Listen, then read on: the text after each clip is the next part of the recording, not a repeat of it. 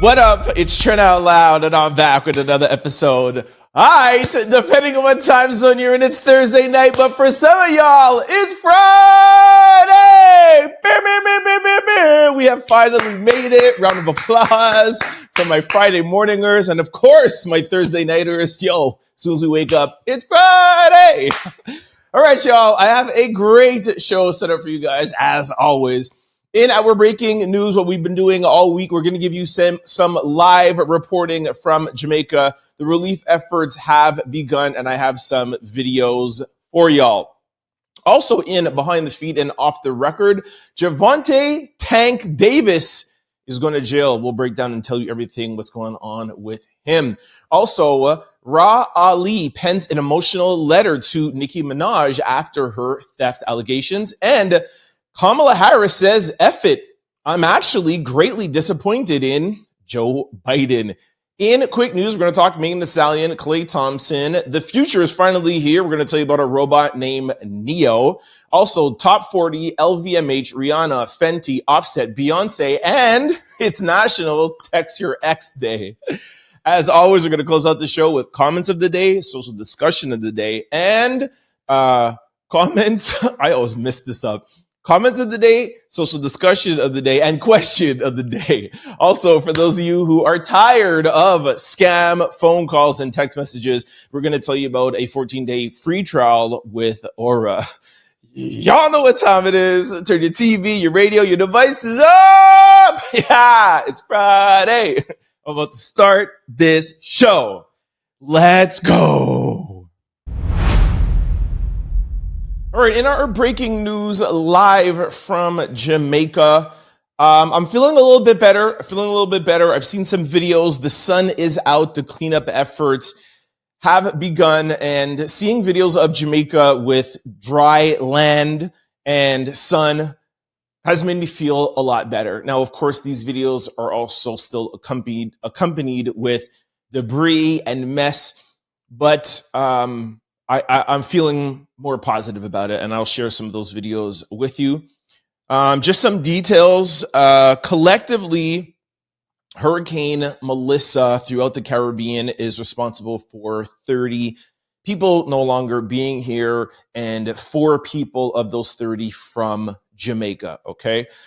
The Hurricane Melissa right now has gone down to a Category 1, and it's off to the Bahamas and Bermuda, so look out for people over there, but at least it's only at a Category 1, which is still a hurricane. Let's just not forget, but not a Category 5. And for those of you who don't know the categories, Category 4 or Category 5 is the difference between getting hit by a car or getting hit by a bus. So just when you hear Category 5, you know what that is. So now that Melissa has finally passed, it has been set that this has been the largest hurricane in America's history. The second one was in the 80s, Hurricane Gilbert.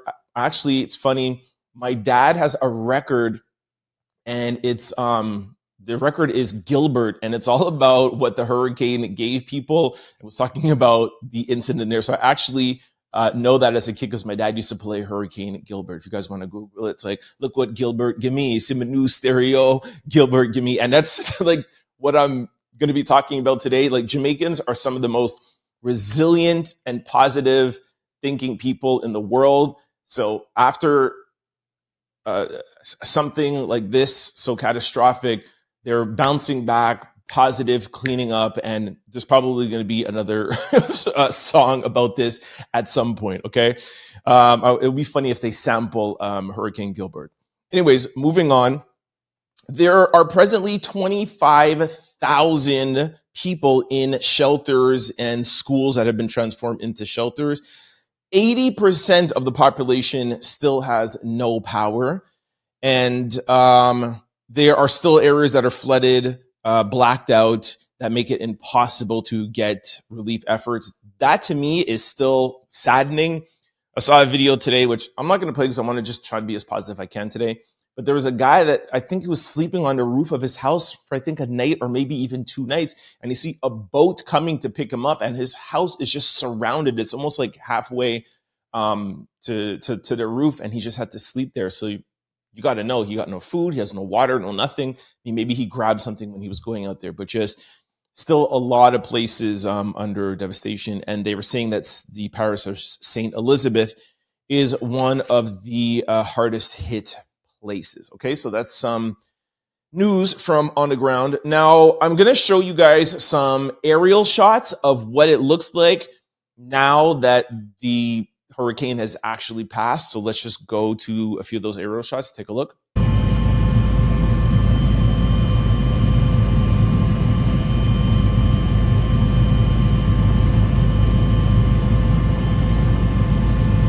Now, here is the Jamaican president speaking about them opening up the airports for relief efforts and for aid flights coming in. I did hear about a couple of countries, US being one of them. I think Trump said something on Air Force One about it. Marco Rubio said something. I'm not mistaken, Canada. I did hear something that the British, which used to colonize Jamaica, is almost giving like nothing compared to what they've done before, which is saddening. But again, let's try to stay positive today. So thank you, and everybody or every country that is coming together to help my island of Jamaica. So here's the president. Take a listen. All 3 international airports are now open for relief supplies. We are expecting 9 flights. Better news, if we can call it that. Norman Manley International resumed operations this morning for commercial passenger, and we have 10 flights in and out of Jamaica today. Sorry, I have to correct myself. I always get mixed up with Canada, Jamaica, and the US. That Jamaica doesn't have a president. He is the prime minister, okay? Now I'm going to play you one of my favorite videos.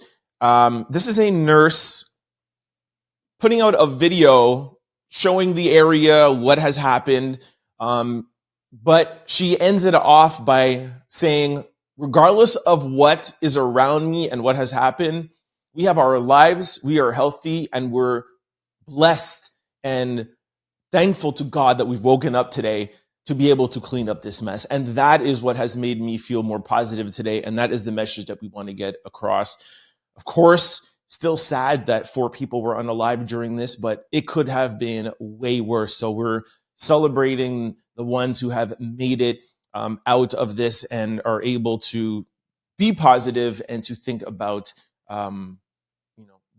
our positive thoughts. Take a listen. Right now we're in Black River.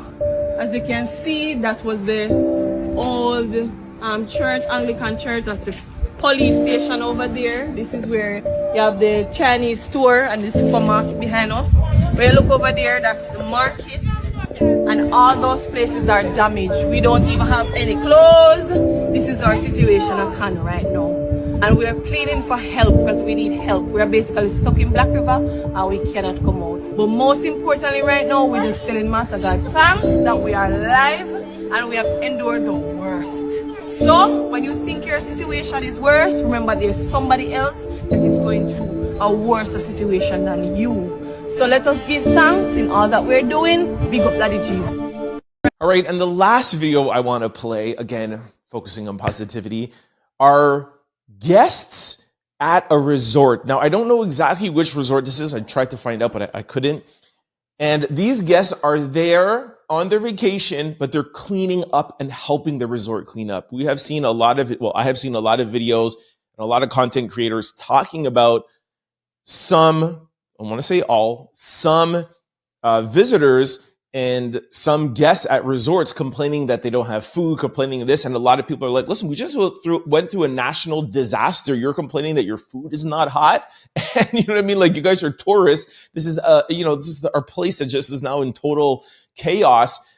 You know, how arrogant of you to be complaining. So I wanted to show you guys the opposite of that. And there are some tourists helping and being understanding. It's never always I don't think it's fair to always group everybody all together. So I found this video. I wanted to play it for you guys. Take a look.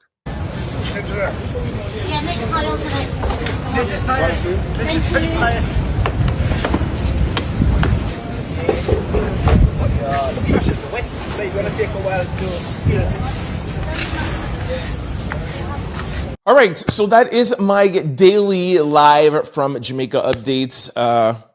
Let's continue our positivity and continue our relief efforts for a better, brighter Jamaica. Still want to see some Pray for Jamaica hashtags. Thank you, everybody in the comment section who have asked me about my family or friends or just praying for Jamaica. We appreciate all the love. Let me know what you guys think in the comment section below. All right, our first behind the feed and off the record story. Gervonta Tank Davis accused of brutally putting hands on somebody and taking somebody, an explosive Miami lawsuit. Okay, now I am going to give you guys some tea. Bear with me as I read through this because there's a lot of words that will trigger things here on YouTube, but I'm sure you guys can figure out and read between the lines. And more importantly, the police are actively trying to get evidence and people to cooperate with them to put Gervonta Tank Davis in jail, and people are not. This is a civil suit that just happened from 2 days ago, and we're going to break down everything that's going on. Okay, so Gervonta Tank Davis converted to Islam and adopted his new Muslim name, but he is still the boxing star that went by Gervonta Tank Davis, and he is once again in a major legal problem. This time, a civil courtroom. A new lawsuit filed in Miami-Dade County accuses the world champion boxer of violently putting his hands on somebody, putting his hands in the neck area and taking them. This is his ex-girlfriend, Courtney, and she recounts the shocking incident that took place in her workplace. The lawsuit filed by Richard Wolf Law and another place, blah, blah, blah, lays a disturbing claim of battery from aggression, false taking somebody, and intentionally inflicting emotional distress. According to the complaint, Courtney alleges that, so let me make sure that's her name here. Yeah, sorry, Courtney, yeah. In the complaint, Courtney alleges that in the early hours of October 27, 2025, Davis stormed into Tootsie, which is a Miami's gentleman club where she worked as a VIP cocktail waitress, and put his hands on her inside the VIP lounge. The suit states that Davis grabbed her, again, put his hands in the neck area, and took her outside, down the stairwell, into the kitchen, to the back exit, before putting his hands on her in the parking lot outside. Also doing something to the back of her head as she screamed out H-E-L-P. Courtney claims she and Davis had been privately dating for about 5 months, but that their relationship was marked with repeated him putting hands on her and also threatening to unalive her. The complaint outlines a terrifying pattern. On multiple occasions, Davis alleged to have put his hands on her in the throat area, threatened to unalive her, in both private and public settings.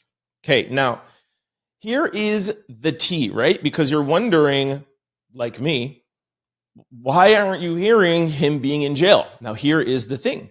Cops want to arrest him. Cops want to put him in jail. But Courtney is not being cooperative with police, not giving out any information. And if you don't have somebody who's cooperating and giving your information, it's very hard to arrest them because for now, which I find a little bit weird, there is no evidence, no witnesses, and no video. And I find it hard to believe that there's no video anywhere. I mean, this is 2025. You go anywhere in any establishment and there's normally cameras everywhere, but let's get into it, okay?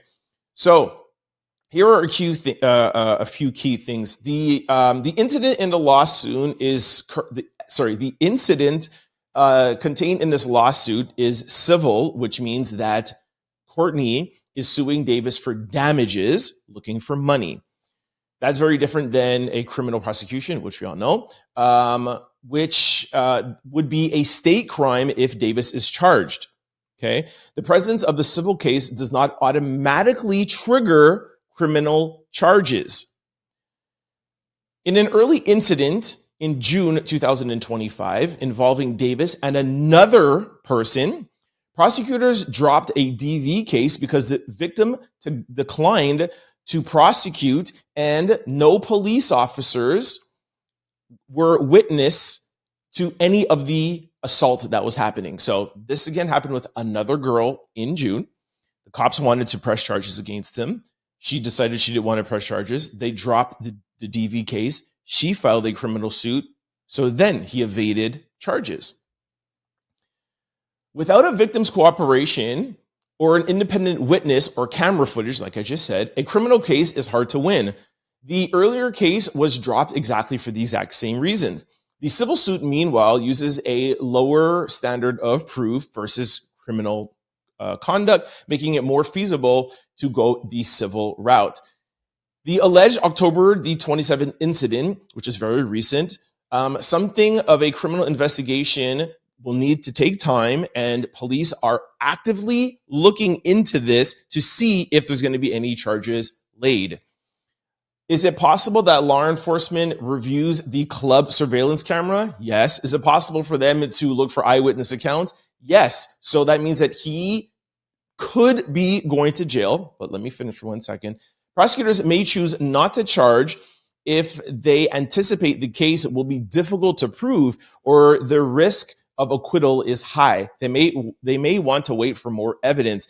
In high-profile cases like Gervonta Davis, prosecutors are always more cautious when filing charges. It is not known at this time whether criminal charges will be placed. Okay, so what I'm hearing is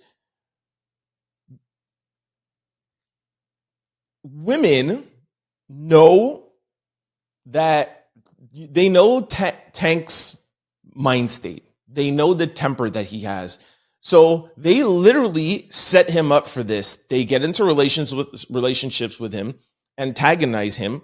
When these things happen, they come with a civil suit and they're like, either you go to jail or you pay me. See how quick this was? Normally civil suits are, hey, you know, the incident happens, you go to a lawyer, you back and forth. Oh, I'm going to go to the public. No, I'm going to go to the public. This was done in 48 hours. This normally takes months. I tell you this all the time where like there's active civil suits with celebrities literally like every day, 10s and 20s and 30s of them. Sometimes the celebrity decides, you know what, I'll be willing to take the public embarrassment. It comes out and then they end up settling, like what happened to Diddy, like what happened to Shannon Sharp, right? They take the chances.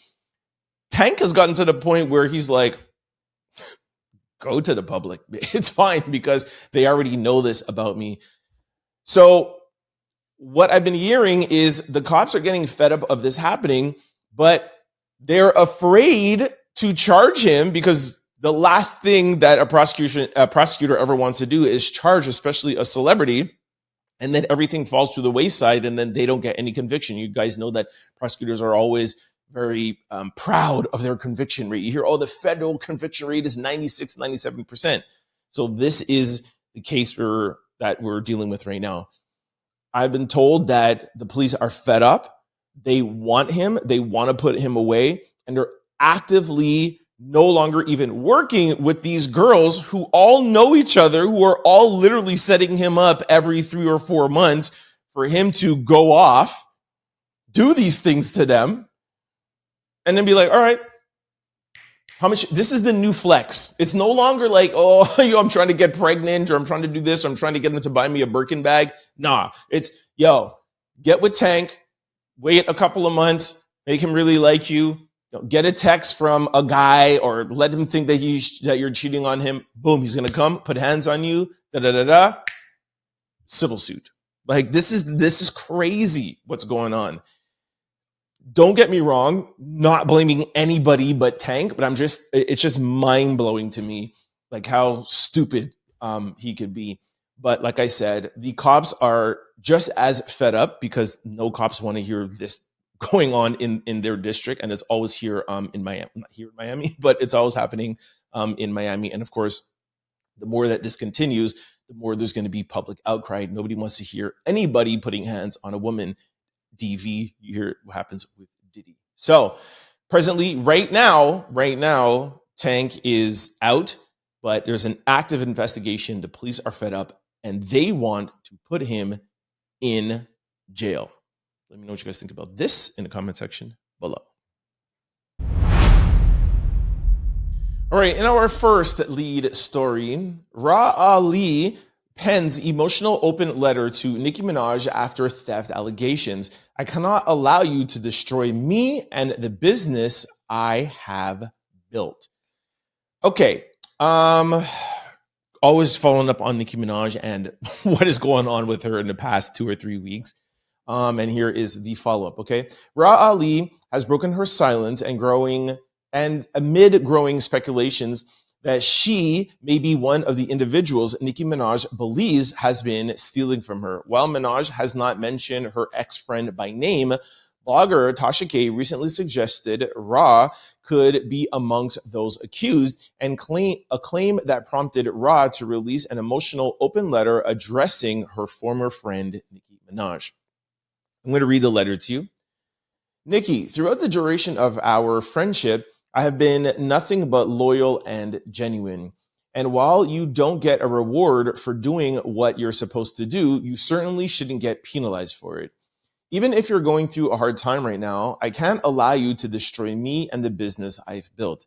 I can't tell you how much it saddens me that you've now decided to turn on me, the person who was actually in your corner. You've empowered and given license to others to spread deplorable lies about me, smearing my character and throwing away our friendship. To be lied on by somebody you don't know is one thing. For it to come from you, it's unimaginable. You have put me and so many people who care for you and have rooted for you at risk. Miss Onika Tanya Mirage Petty, let's stop playing games with our lives. If any of these allegations were true, we'd have a very different conversation, wouldn't we? Show the evidence or apologize instead of sensationalizing headlines. Get offline and seek help. Reclaim your peace, your time, and your crown.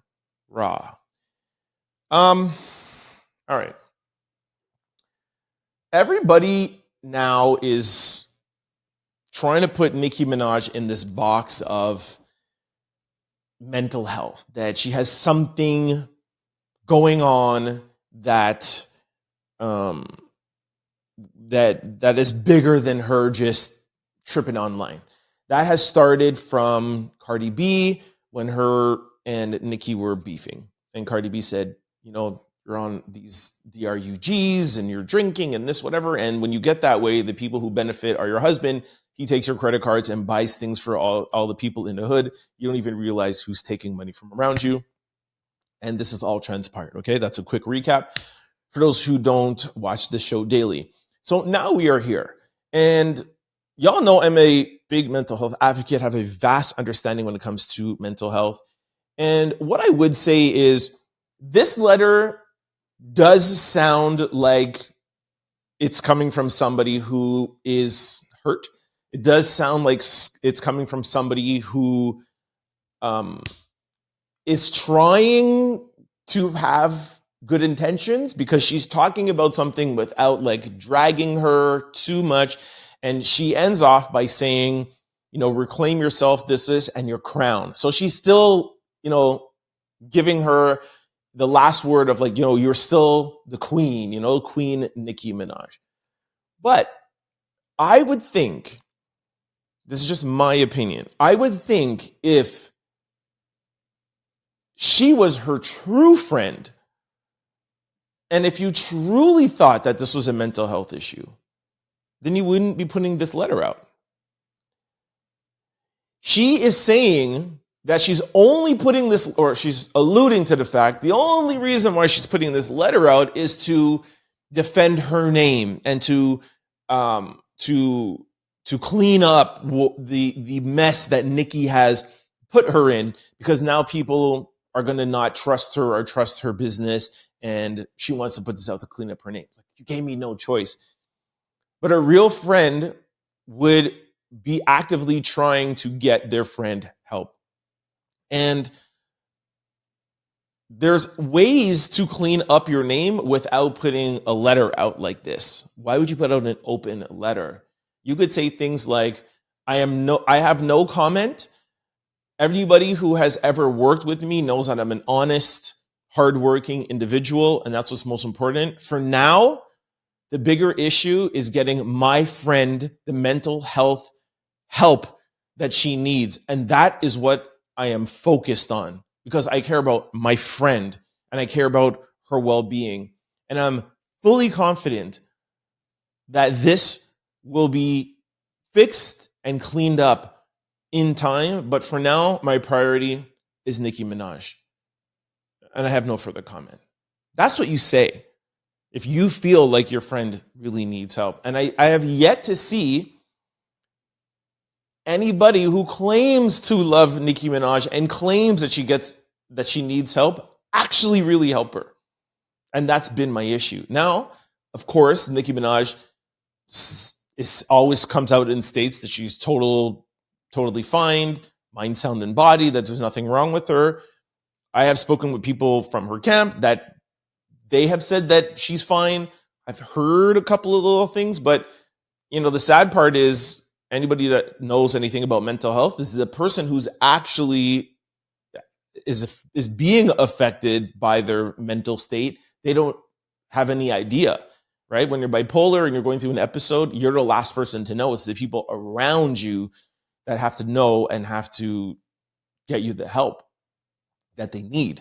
And you're supposed to set these things up when you're not in an episode, and you set up what we call bodyguards and you set triggers in place so that when you do get into an episode, there's a safety guard and a safety net to keep you away from hurting yourself and others around you. Now, I know that times whatever Nicki and the team that she has, I would think if she was going through a mental health episode, there would be some things around her, or I would hope. But anyways, that's just my 2 cents on this. A lot of people are talking about this letter and of course just automatically being like, oh God, but I think when you dive into it, that's to me not what a friend would do. Let me know what you guys think in the comment section below. All right, our second lead story. Kamala Harris says, F it, I'm greatly disappointed in President Joe Biden. All right, I'm about to sound off here. Beware. In her longest interview ever, Kamala Harris sits down with Stephen from Diary of a CEO for a candid conversation about her journey from serving as California Attorney General to becoming the U.S. Senator and ultimately the Vice President. They dive into deeply personal moments, including the night she thought she won the election. Including the night she thought, she'd win the election, comparing it to the loss of her mom and the challenges she faced navigating a divided political climate. The discussion covers what really happened the night that she lost to Trump, her complicated relationship with Joe Biden, when she realized the White House was suppressing her, the phone call that left her furious before the debate, whether she regrets skipping the Joe Rogan interview, and what it was like pretending everybody was okay when she knew it wasn't. Beyond politics, Kamala opens up about the conviction, empathy, and faith that drives her and what leadership really looks like when you're facing setbacks and losses. They claim this conversation isn't about talking points. It's about honesty, resilience, and what it takes to keep fighting from fighting for what you believe in. Sorry. Okay. It has me heated. I'm going to play a small clip from the promo. I'll just tell you right now, the promo tells you nothing because it's just the question and then leading up so you don't get any tea. But I'll just give you a little bit. Take a listen. I'm going to just be honest. There were times where Joe Biden greatly disappointed me and frankly, angered me. His motivation was all about himself. Do you think he wanted you to win the election? Okay, here's why I'm so frustrated by this. I have not listened to the interview. I saw some clips. I'll tell you the 2 things that were answered here. So she says that when she was greatly disappointed with Joe Biden was the night that she was going to debate Trump. He called her and she thought it was just going to be a call of like, yo, go get him. You're going to be great. She said that's how it started off. But then he proceeded to talk to her about some people in Philadelphia that doesn't like her because of the things that she said about Biden, and he was upset. Something along those lines. Don't quote me.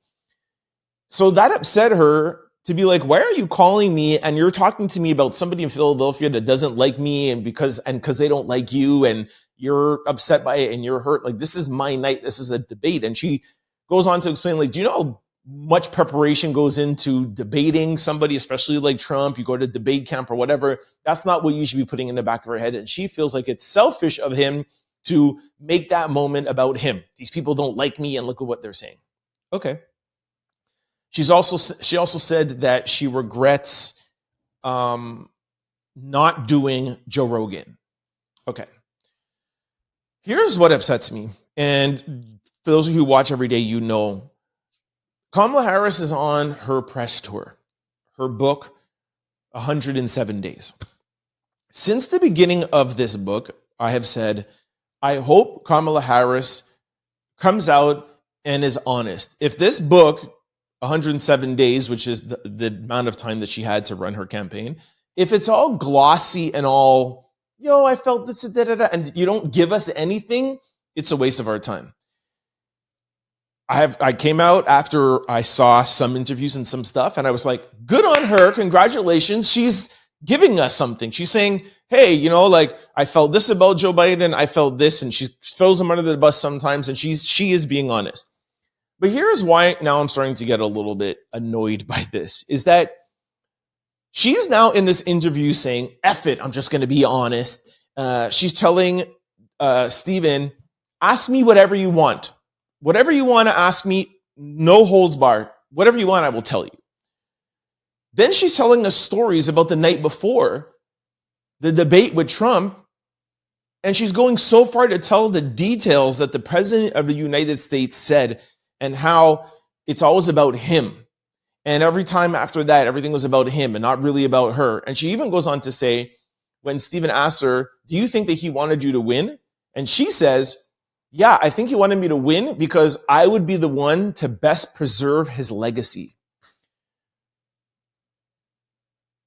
So although that it's honest, I ask Kamala Harris this. Why couldn't you be this honest with us when you were running for the president of the United States of America? When you were running for the presidency for the people of America, you chose not to be honest.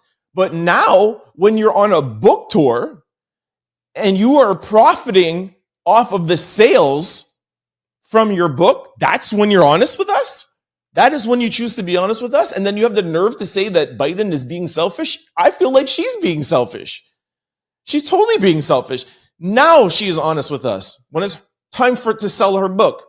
And I'm the one who said that she should be honest. But she is ripping back the covers now and telling us everything. But when it's time for the American people, we get answers like she gave on The View. What are you going to do different than Joe Biden? Oh, nothing. I think Joe Biden is an amazing president. That's just my take on this. For those who might be new, I am independent here. This show's a Purple podcast. I don't care about Trump. I don't care about Biden. I don't care about Kamala. Whoever does something good, I say to do something good. I'll drag Trump just as quick as I will drag Kamala or any other politician when I see things like this. Be honest and real, especially when you're running for the people, not when you're ready to sell a book. Let me know what you guys think in the comment section below.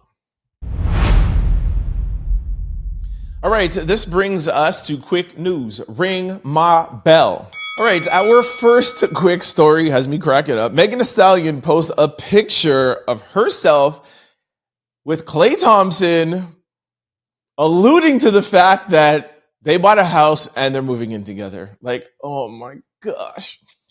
I feel like this whole episode is like me dragging people, but come on, y'all. Like, come on. Come on. You want me to believe that you and Klay bought a house and you're living together now? And as soon as she puts it out, it's on every blog as if like the label is not paying for all of this. And there's the Lover Girl song that literally was just released a couple of days ago that it's not doing so well. Well, it might be doing well, but amongst people, not everyone is loving it. Anyways, what do I mean? What am I talking about?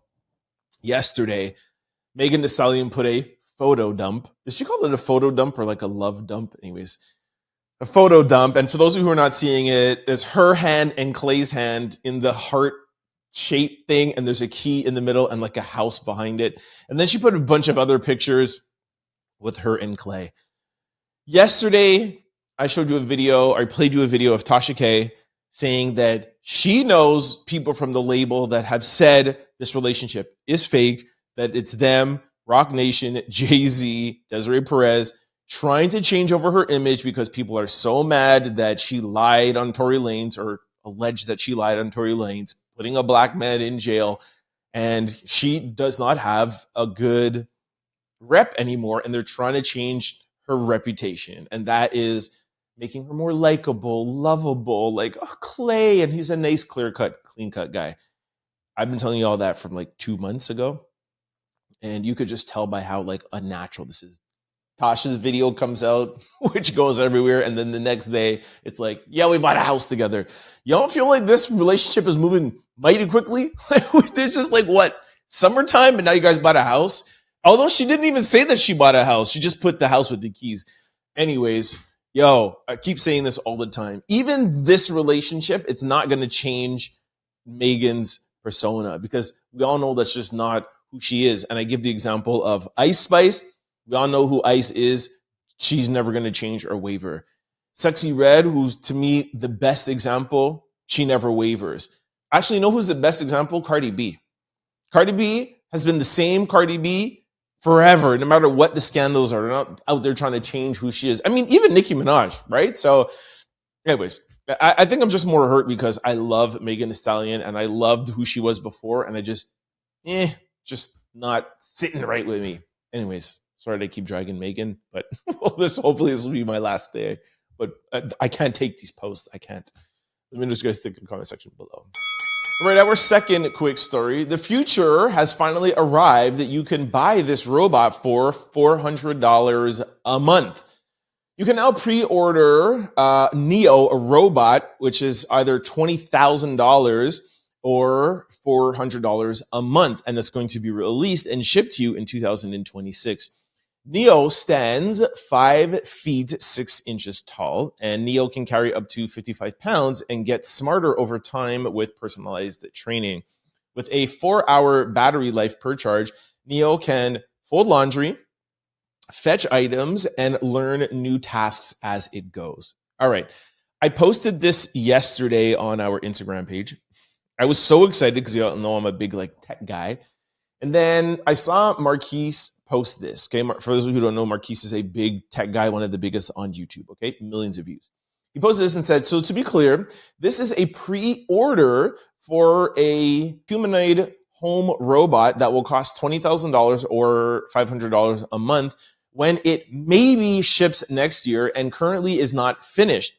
Jonah Stern got to do a demo in its current state, and 100% of his actions were teleoperated. I see this as more of a hype reel for a thing that they hope will be able to happen one day, which is becoming so common with products like this. So I was just like, what are you talking about? And I went to watch his video. Actually, hold on. I have a video. I'm going to play the video of what this company put out of Neo and why I was so excited. Now, there's talking with a song, some big song, which I cannot play the song because for copyright reasons, so we'll put in another song.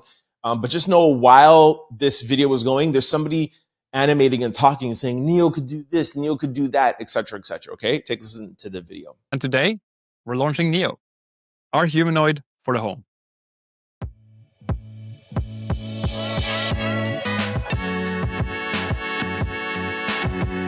All right, so what Marquise came out and said is that everything that you're seeing in this video, everything the robot is doing, this is actually a human in the other room wearing virtual reality glasses. And the robot that you see, Neo, he's just doing what the human is doing in the other room. So basically, it's not doing anything.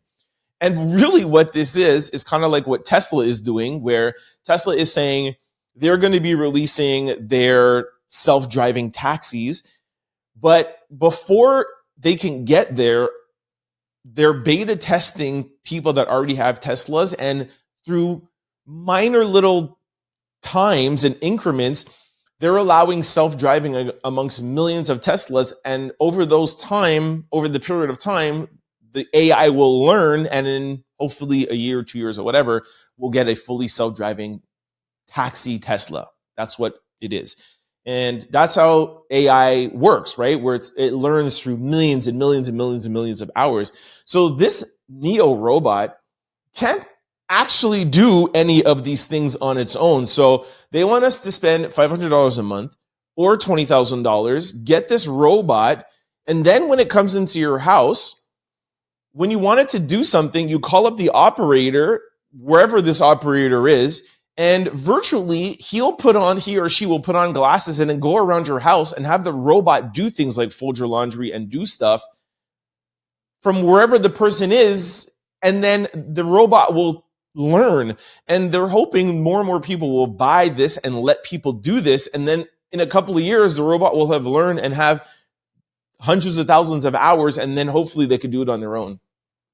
Excuse me, that is not what this commercial said at all. And like Marquise alluded to, is that how many people want to allow a robot in their house and then have somebody virtually come on with a camera and see inside their house and then go and fold their laundry?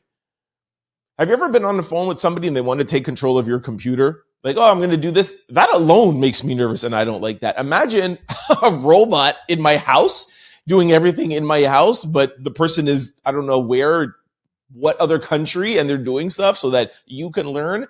No, the advertisement should be, hey, get a Neo. We'll pay you $20,000 so that we can get into your homes and learn.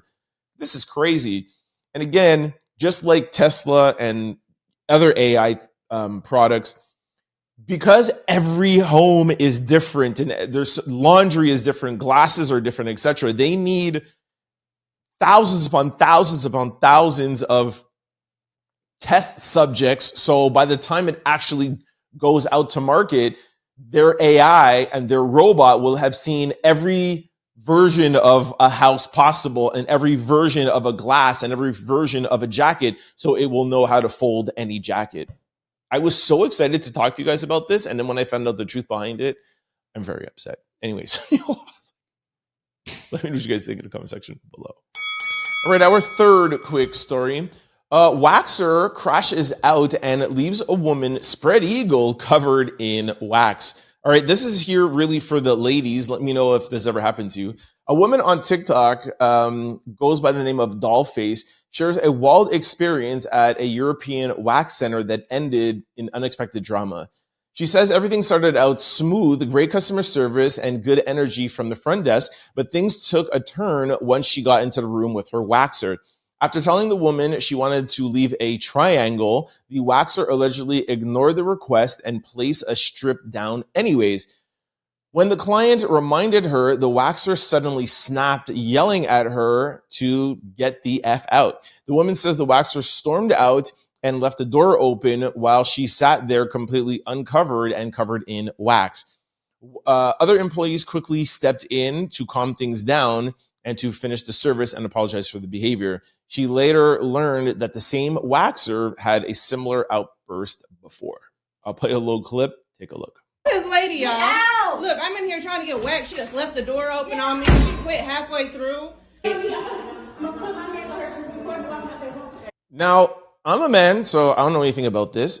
So I wanted to ask the ladies out there, does this story sound like the client is exaggerating or lying, or could this waxer really have just gone off? Because if you say, hey, I would like to leave something there, and then the waxer makes a mistake and takes what you wanted off, I would think the client would be the one going off and the waxer would apologize, right? But the fact that she's a TikToker makes me kind of doubt it a little bit, but I don't see in what scenario the waxer would go off unless the client went off and was like, yo, blah, blah, blah, blah, blah, I wanted a triangle, and she goes off. And then now when the waxer is like, listen, sorry, I made the mistake, like, my bad, maybe I'll whatever, blah, blah, blah. And then now if the client continues being that way, then I could see the waxer going off and leaving. But like I said, I've never been in this situation. So, because you notice the camera only turns on at a certain point. We never know what happens before. And whenever I see videos like this, I always remind you guys, context. What happened before, what happened after. Anyways, ladies, sound off below. Let me know what's possible. All right, in our fourth quick story, y'all surprised that no hip hop songs are featured in the Billboard Top 40 for the first time in 35 years. For the first time in 35 years, no hip hop or rap songs were featured on the Top 40 Billboard 100. For the first time since 1990, a hip hop song is not featured. Okay, how many times are you going to say the same thing? Featured in the Top 40. Well, with Kendrick Lamar and SZA's song Luther falling out of the top 100, no hip-hop songs currently on the charts have cracked the top 40. The highest ranking rap song on October the 25th Hot 100 was Youngboy, Never Broke Again, Shot Callin', which is at number 44. Cardi B's Safe, featuring Kalani, and a bunch of other people. They're ranking in 48, 49, respectively. The last time this happened was February the 2nd, 1990, when Biz Marquis' Just a Friend. You say he's just a friend. Oh, baby, you got what I need. And you say he's just a friend. You know why that song went so big? Because anybody could sing it. You don't even need vocals. It's him not being able to sing. Oh, baby, you got what I need. Which was 41 on the charts, but eventually reached 29. Really? That didn't crack the top 10? Surprising. All right, so a lot of people are talking about this. A lot. Little Duval said, women just don't buy rap like that yet. Y'all, all these women taking over hip-hop, still none of them are in the top 100. I don't know where that came from. I guess he's alluding to the fact that women are in the top echelon of hip hop now, and you know they're the ones who are on Instagram or whatever, but no one's buying their music, whatever. So is this something to talk about? Definitely. Is it something to as a hip hop fan, as a fan of the culture, is it something to what's the word I'm looking for? People are trying to say like this could be the end of hip hop. This could be the end of the culture. So is it something to maybe look into? Yes. But I think more what it is, I think more it's a sign of the times, because I think it just means that hip hop, the culture has spread more vastly, and it's not only focusing on music anymore. A lot of people are turning to content creating. A lot of people are turning to podcasts, YouTube channels, etc., etc. Hip hop culture is not just music. I've talked about that in interviews before. Me being in fashion and having a national brand, a sneaker boutique, that's just as hip hop as somebody who is making music, or a graffiti artist, or whatever. Like Joe Budden, we know Joe Budden for being Joe Budden, you know, one of the I wouldn't say creators, but one of the most legendary podcasters. And people forget now that he started off as a rapper, right? But you hear somebody like Joe Budden, who is whatever, a one-hit wonder, and you just saw last year that he made $20 million podcasting. It's just for me, it's the landscape of hip hop growing and branching out, and no longer young people growing up saying, yo, I got to be a rapper. Yo, I want to do this or doing that. It's the same thing of like, yo, you grow up, I want to be a basketball player. I want to be an athlete. I just think that there's so much more opportunities. And the most educated people in the US are Black women. So a lot of people are getting out of the parameters of, oh, the only way to make it out the hood is to be no. You can go to school, you can open your businesses, you could do stuff, lawyers, doctors, or whatever, etc. So I just think this is a growth of hip hop. I'm looking at it through a different lens. But like I said, for sure, is there some things that need to change? Does hip hop need to get back on the top 40? Of course it does. It's the engine, it's the vehicle that drives it. But I think the culture, not just the music, but the culture in its entirety is growing and it's thriving. And there's people making a lot of money in the content creating space, and the music industry that is set up and controlled by 4 record labels that have been taking advantage of artists since the beginning of time, where you get signed, you have to repay, recoup, etc., and 98% of the artists are broke and make no money, and there's maybe like 5 or 6 of them that end up making money. Of course, you're not going to get a lot of rap in the top 40 because people are out hustling, doing other things. Whew. Sorry, a little bit of a rant, but let me know what you guys think about hip hop not being in the top 40. Let me know in the comment section below. All right, our 5th quick story. I swear I didn't even put this back to back, but this just proves my point. LVMH reportedly considering the sale of its 50% stake in Rihanna's Fenty Beauty. LVMH may consider parting ways with Rihanna and her Fenty Beauty brand. The luxury conglomerate is reportedly exploring the sale of 50% stake of the singer's flagship business.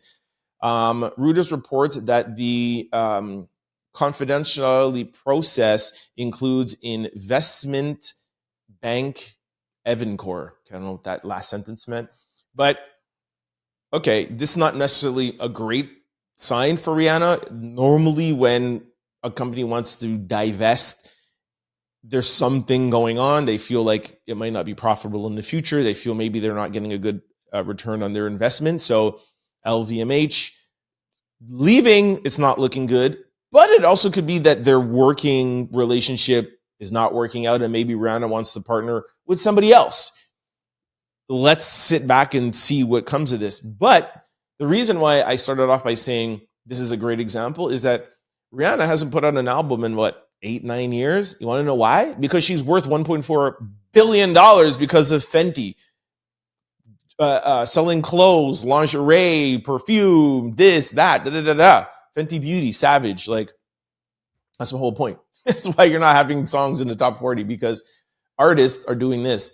Jay-Z, 1.5 billion, although now he's in some financial problems, we think. But there's no more money in music, guys. That's why you're not getting the music that you used to see. Sorry for tying them together. Oh, that's one thing. A lot of younger people are wanting to become streamers. I forgot that. Podcasts, YouTubers. No, streamers.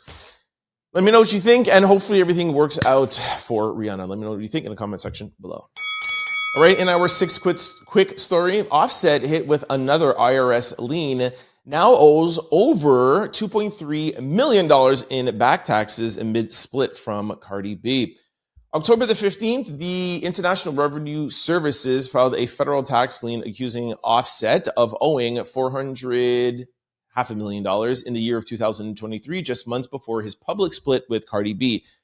This new hit adds to the growing list of financial woes for the former Migos member. Earlier this year, in April 2024, the IRS filed another lien claiming he owns $1.5 million in taxes for the year of 2022 and March 2021. The Georgia Department of Revenue tacked on an additional $200,000. Between all 3 years, Offset's alleged tab is now at $2.3 million, according to records. To make matters worse, Offset is also fighting a $250,000 court judgment stemming from an alleged incident in a Florida nightclub. 2 men, whatever, blah, blah, blah. We don't have to talk about that, etc. Meanwhile, Cardi B hasn't been holding back on their details of her messy divorce to Offset. In a fury of Twitter rants, Cardi B revealed the only reason why she is still legally married is because Offset allegedly wants her to cover his tax debts and hand over one of her properties as part of the divorce. So we have talked about this before with Cardi B saying, because everyone's asking her, oh, you're pregnant with Stephon Diggs, babe, you're gonna have a baby, you're still legally married. And her point is, yo, I am not with him emotionally, physically, nothing. We're only tied by the government, and he's being slick by saying that he wants a house, he wants me to pay all his taxes, he wants to do everything. Like, this is really, really bad for Offset. His album came out, I don't remember where it charted, but I don't think it was doing too well. And from what I know of Cardi B, I don't think that she's just going to say, well, because I want this over with, then, I'm going to give in to this. So we'll follow this. But I wouldn't want to be in court playing with Cardi B. You see what she did with Tasha K. You see what she did with this girl in August that tried to sue her for defamation. Like, Cardi don't play in court at all. Cardi will wait Offset out. She'll wait him off so out. Like, by the time the government comes and starts taking his things, that he will say, like, all right, fine, I'll sign the divorce papers. Like, just pay one of my debts, please. I'll give up the property, Anyways, sad to see, but it is what it is. Let me know what you think about this in the comment section below. All right, in our seventh quick story, thought this was interesting. Live Nation executive warns Beyoncé Cowboy Carter tour model has a risk. If you don't touch fans, they move on. Beyoncé Cowboy Carter era has been a cultural event, but one of music's most powerful executives is warning that her limited city tour model might not be sustainable. The CEO of global touring at Live Nation Entertainment revealed that while he and Beyoncé's internationally designed the Cowboy Carter tour around fewer stops with multiple shows per city, the approach has potential downside. Doing multiple shows in less cities was a model that's more prevalent now than ever. But the flip side is that if you do not go wide and touch your fans, eventually they will move on. He acknowledged the strategy has clear benefits, easier logistics, higher quality production, and less travel restraints for the artist, but says it risks leaving fans in other regions disconnected. You have to find that perfect balance. I don't think the residency model serves the long-term strategy very well. The Cowboy Carter tour has sold out major cities like Houston, New York, and London, providing Beyoncé global pull. Proving Beyonce's global pull remains untouched. Still, the CEO remarks hints at a rare behind-the-scenes debate. Can even the biggest artist in the world afford to go small scale when her fan base spans continents? So just want to throw this in here for you all who have maybe missed out on the Beyoncé Cowboy Carter tour. Maybe we might see a second tour come out for those of you who missed it, or maybe on the next one, we might just get a bigger, wider tour. When this Cowboy Carter tour was announced, I thought it was actually really smart. One thing that he's missing out there is they make way more money. You know what I mean? Because you got to think about it. Collapsing the stage down, putting it into 20 trucks, driving to a city, putting it together, moving all of these people around. You just go to New York City and put on 6 dates and have people fly in, right? So they make 10 times more money. And I mean, who am I to disagree with him? But I think in 2025, with social media, I think the model is maybe even better. I think people like jumping on a flight, making it more an event than just being at their hometown and make a vacation or a night out of it.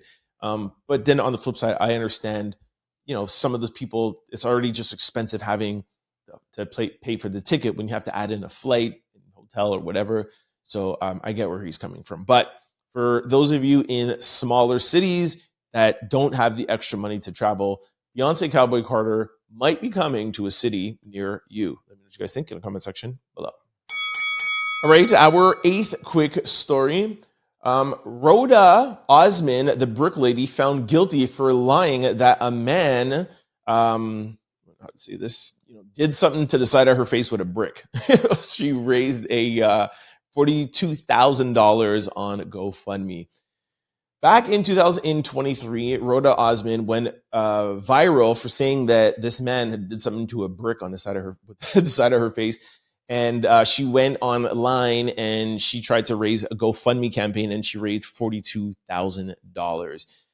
Just wanted to put it out here that going online, lying about somebody doing something to you might get you caught up. Now, for those of you who don't remember, go to our Instagram page, the Trying Out Loud Show. The video is there. I cannot play it here on Instagram. I can barely even say exactly what happened because, we'll get flags around here.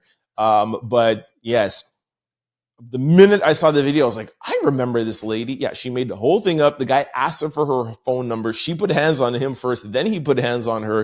It turns out that the police had video surveillance. That's why I think it's weird with the whole Tank Davis not having video surveillance, but whatever. Looked at video surveillance and saw that she was one instigating this. She had to give back the $42,000, if I'm not mistaken. And now she has 10-year probation. I think she should get some jail time, but regardless, at least she got caught. So that's a lesson for people out there lying on people. Let me know what you guys think in the comment section below. All right, in our 9th quick story, today is National Text Your Ex Day. Yep, it's real. Today's the day that the universe tempts your thumbs. So be honest, you hitting the send button or are you staying strong? Before you slide into that old text thread talking about, hey, stranger, maybe send this post to your homie for a little intervention. When I first saw this, I was like, text your ex day, what is it about? So it's more about text your ex to kind of, what's the word? To kind of just, get rid of the closure. That's what I'm looking for. It's not like text your ex to get back with them. It's like, hey, things ended off bad. It's been a couple of months or it's been a couple of years. Just want to smooth things over and just, see how you're doing. We went through a lot or whatever. So that's the gist of it. Yo, I ain't texting no exes. I don't want to know how you're doing. It ended off bad. Let's keep it bad. I'm not, nah, bro. We got to close that case and move on. It didn't work out for a reason. So I'm not down with this at all. I ain't texting no exes. This actually could have been in social discussion or question of the day, but let me know what y'all think about this. Have any of you texted your ex like, hey, stranger? What? Nah, dog. No. You don't even exist anymore. I see you on the street. I don't even, who? What? I'm going to keep on walking, yo. Let me know what you guys think in the comment section below. All right, this brings us to comments. Oh, our favorite segment, comments of the day and social discussion. All right, before we get into that, y'all know I have a very important question to ask y'all. Is your computer, laptop, or cell phone vulnerable to data breaches? Well, let me answer that question for you. Yes, they are if you're not using Aura, the all-in-one digital security platform. Go to my sponsor below, aura.com/tryoutloud to get your free 14-day trial to see if any of your data has already been exposed. If you're ever wondering how scammers get your cell phone number or why your inbox is filled with spam, here is why. There are companies called data brokers and they sell your data. It's legal. It shouldn't be legal, but it is. And they do it without your consent and they make billions of dollars selling it to marketers, scammers, and even stalkers. That is why I recommend today's sponsor, Aura, to my family, friends, and out louders. Aura takes care of the hard part for you, automatically removing your information off of these sites and keeping it off. Aura is an all-in-one digital security platform. You may already have digital security tools, but not having Aura is like locking your front door and keeping your back door open. If you go online, Google this, ask ChatGPT, there is a rise in scamming.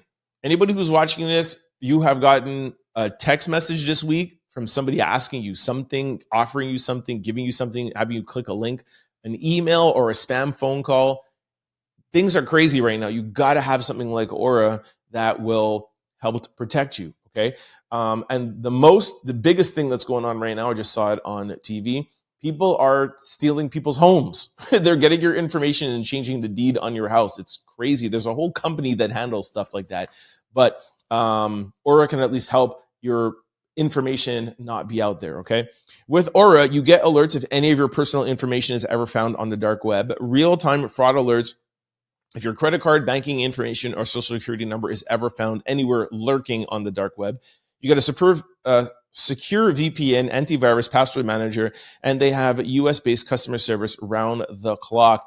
In the event that anything should go wrong, Aura also offers a $5 million identity theft insurance package, so you're covered regardless of whatever happens. Click the link below. QR code beside me is actually free for 14 days. You can see what information you have out there. Aura will take it down, clean it up for you for free. All right? Thank me later. All right, let's go to comments. I got 2 super chats today. Where are they? All right, first super chat. I don't know the name, but it's FMI Vita. Says, thanks for being you. I hope your family and friends are safe in Jamaica. So thank you, and thank you for me being me, and thank you for being you. And yes, so far so good. All family and friends are okay. Of course, there's cleanups that have to be done, but so far so good. Thank you very, very much for the super chat.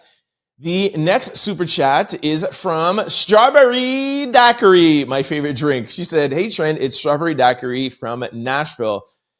Are you dressing up for Halloween? My family is doing a Scooby-Doo themed costume this year, and I'm Velma. Oh my gosh, I can't wait to see pictures. Send me pictures, all right? I'll be checking my DMs. Also, I'm loving the members-only content. I feel like we're getting to know you more. Well, Daiquiri, thank you very, very much. I love that you're loving the private content. I'm going to show you guys in a minute how to sign up for memberships for those who are not signed up. To answer your question, I can't say exactly what I'm doing for Halloween. I might put it in a members-only video, but I am not dressing up, but I am going out with somebody who's dressing up, and she'll be dressing up in something, and I'll be escorting her there. That's all I'm going to say for now. And like I said, I might put it in a members-only video. I think it'll be fun. So that is my Halloween. What do I do now? Oh, yes. For those of you who... Oh, no. We got to get a... We do super chats. We do super thanks. And we also still do one random one. Because I don't want you guys to feel like I'm only doing super thanks. But stay tuned. I'm going to also give you guys ways how to do a super thanks. Okay, so we do it raffle style where I scroll down, and then stop. This one is from Texas Emerald. Oh, I've gotten one from Texas Emerald before. She says, hi, Trent. I just wanted to say how inspiring it is to see you embrace this new chapter with your vlogs. Starting something new can be both exciting and challenging, but you're handling it with such authenticity and positivity. It's refreshing to see someone lean into growth and share the process so openly. I'm really looking forward to catching this next phase unfold for you. Admiring you from Dallas. You guys saw this was literally just random. I didn't pick something to, sell the blogs, but thank you. This is actually, this is in response to vlog number 1 called Love from Trent. So thank you very much, Texas Emerald. I remember you telling me your name once, but I don't remember it. Thank you for your membership. Thank you for signing up. And thank you for this comment. For those of you who want to get into our memberships, I'm going to tell you in a minute how to do all of that right after social discussion. For now, I'm going to let you guys know how to give a super thanks. At the bottom of every single video, you see buttons where it's share, remix. You might have to scroll over if you're on your phone, but there's a button underneath that says thanks. You can click that, and it gives you an opportunity to put a dollar amount where you could just give back to the show, sponsor, donate, whatever word you want to use. People have always asked me, how do we give back to the show? I watch it every day. Here it is. Okay, so this is where you give back. What I love about this is that it sponsors the show, but it also highlights your comment. I actually get a notification. So it's like texting me. I get a notification. I'll like it. I'll heart it. And I reply back to you right away. And I'll read all the thanks comments live on the show. And also, you can also use it as a way to promote something if you have something you want to sell, or I'll read it out to you here on the show. Here is YouTube explaining it better than I can. Buy a super thanks by clicking the thanks button under your video. There are multiple price points a viewer can purchase that each have their own special one-time animation. As an added bonus, viewers will get to post a distinct, colorful comment in your video's comment section. Okay, now let's get today's social discussion, which I find hilarious, but I really want to know what y'all think. Influencer sparks debate after calling white towels a judgmental red flag. She goes on to say that I'll play a little clip, but she goes on to say that if she is at someone's house as a guest in their house, and she's going to take a shower and you give her white towels or white linens, she's leaving. Now, obviously, she doesn't. I don't think she's going to leave, but she's saying that's too intrusive. She's saying no matter how clean you get, no matter how much you shower, the towel is going to be a little bit dirty, and she thinks that's embarrassing. And she's saying taking a shower with a white rag and you wash certain places, some things are going to come off on that rag. And now when she's gone home and you go into the laundry, then you're seeing her stuff. Yo. First of all, that's a lot to think about. I'm a thinker, but I've never even processed that. And if it gets that dirty, can't you just rinse and wash it out? A, because then there's soap, right? So you just soap it, clean it up. A, but B, the reason I wanted to bring it to you guys is that this actually happened to me, but still does, because there's maybe a female person that has come to my house a couple of times, and she takes a shower and she's like, I don't want a white towel. I want to use your gray towels. Now, I only have white towels. I like my, especially like my guest rooms to feel like it's like a hotel. So there's 2 robes in every guest room, a guy and a girl. There's towels folded on the bed. So if you ever come over, like you feel like you're in Hotel Trent Out Loud. But I do have like, I don't know, 5 or 6 like gray towels, and she runs around like, where are the gray towels? I thought she was crazy. She's like, no, it's embarrassing, it's shy, whatever, blah, blah, blah. And now I've seen somebody online do this. So I wanted to ask you guys, do you guys, if you ever go to someone's house and they give you a white towel, do you feel offended? Should I buy colored towels for my guests? Is that rude? Nobody has ever said that to me, and I host things at my house all the time, but maybe they're thinking that and they just don't tell me. Anyways, here's a quick clip, and then you guys sound off below. Take a listen. If I'm staying at your house and I get ready to take a shower and I see that you have white towels and white wash rags, I'm going home. Because that's too nosy for me. Because what do you mean when you shop for towels and rags? Out of all the colors they had, you chose white? Because it does not matter how clean you is, baby. A white rag is going to humble you every single time. A white rag is going to humble you while you're showering. And then a white towel is going to make you get right in that shower. Because it's like, baby, you missed something. Yeah, let me know. White flags, white towels, a judgmental red flag. Oh, before I forgot I didn't put in memberships. For those of you who want to sign up to memberships, we have a link below, or there's some join buttons or memberships you'll see somewhere on the page. Join up today. You will get loyalty badges, emojis, member-only live streams, member-only videos, early access to new videos, and member shoutouts. And like Texas Emerald said, I also do a weekly, sometimes bi-weekly vlog where I'll give you kind of behind the scenes, dressed down. I'm just talking to you, something that's going on in my life. It's like social discussion, but way, way more in depth, not in this pretty camera, just with my cell phone, just speaking to you guys, right? So if you like this show, trust me, sign up to the membership and we'll get more in depth with the Trent Out Loud show. That is it. Sign up. Like I said, link below, sign up today. And thank you guys for your memberships. All right, this brings us to question of the day. Would you rather change your past or control your future? Okay, I actually think this is a ridiculous question, but let me just read you some comments. Somebody said neither. Another person said change my past. Another one said I'd rather change my past so all my people can be here with me in my future. Okay, that's nice. Control my future. The past is the past. Change the past and start Amazon. If I could change my past, I'll probably have a better future. Change my past. Definitely change my past. Control my future. Leave the past and just look forward. Change my past. Change my past. I would rather my damn SNAP benefits. That's funny. Well, not funny, but you all know what I mean. Somebody said change my past. All right. Everybody's saying change my past. I totally disagree. Let me tell you all something, okay? I'll be quick. You see, every day that I sit down here and I speak with you guys about a vast amount of things, the reason why I'm able to talk to you about a various amount of topics and be somewhat educated or know something about what I'm talking about, and if not, have a strong opinion about it, is because of the vast amount of mistakes and the vast amount of things I have done in my life. More importantly, the mistakes. Mistakes are your school. I have done so many things. I have traveled so many places. I have messed up so many opportunities, but it's brought me right here. And if I change one thing, I'm not here right now. So from the 6 failed companies that I started before I was able to create a multi-million-dollar national brand that was historical, had some of the fastest growth in Nike history, the fastest growing account, the biggest regional account in Canada for 4 or 5 years.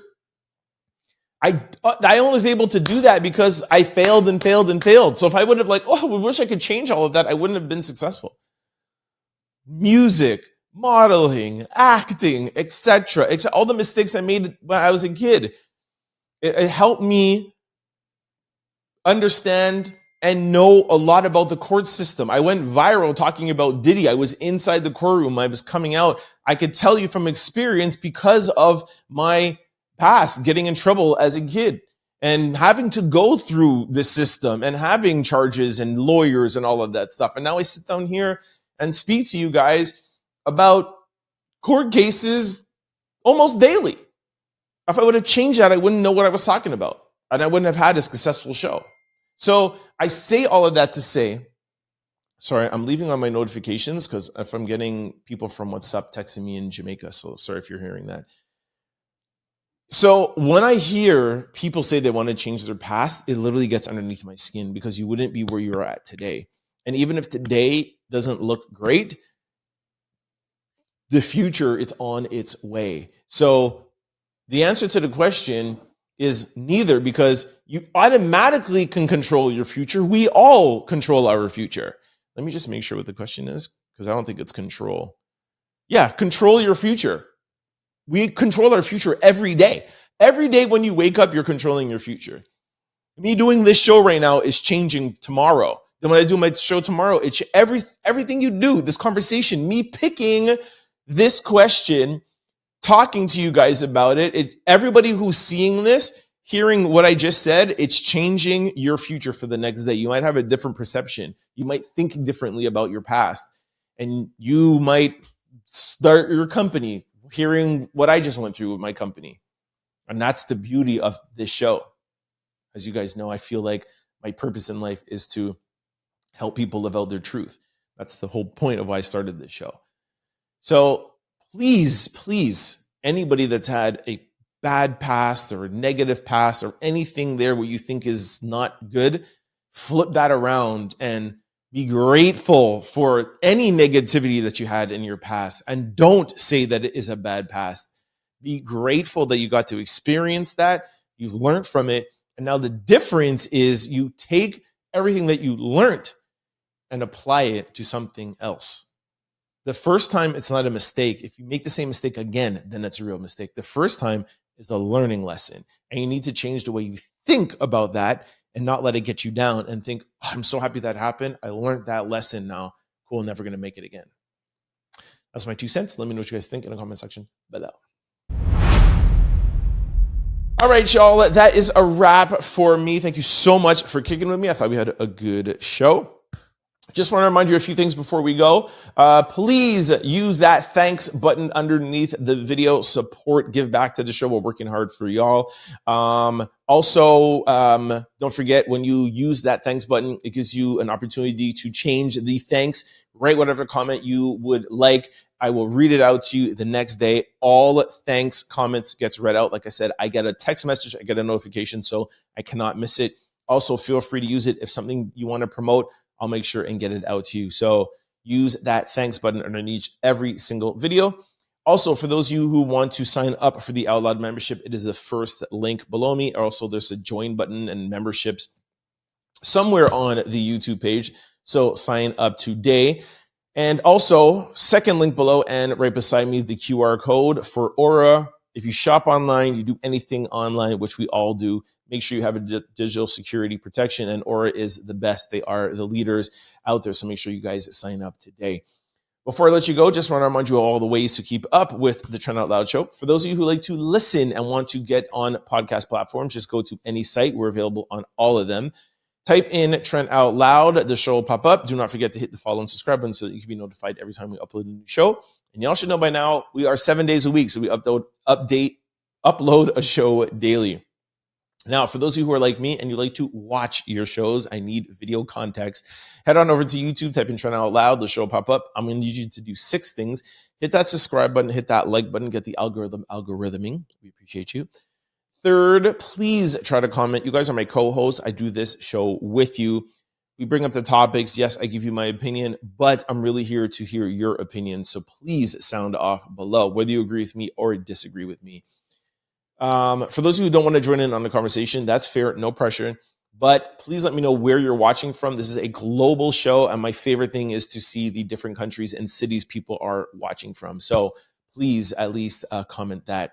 For those of you who are really enjoying the show, please try to share it with your family, friends, and loved ones because it helps them grow in the channel, and we're here to grow this channel. 5th, sign up for the Outlaw memberships, first link below, or the join our membership buttons you see above me. And 6th, please do not forget to hit that thanks button. Support the Trent Out Loud show, all right? Lastly, before I let you go, I want to let you guys know of all the ways to keep up outside of the show. We're available, well, I am available on all social platforms, and it's always the same handle, Trent Out Loud. I'm the most active on Instagram. And speaking of Instagram, please follow us on the Trent Out Loud show on IG. We are very active there.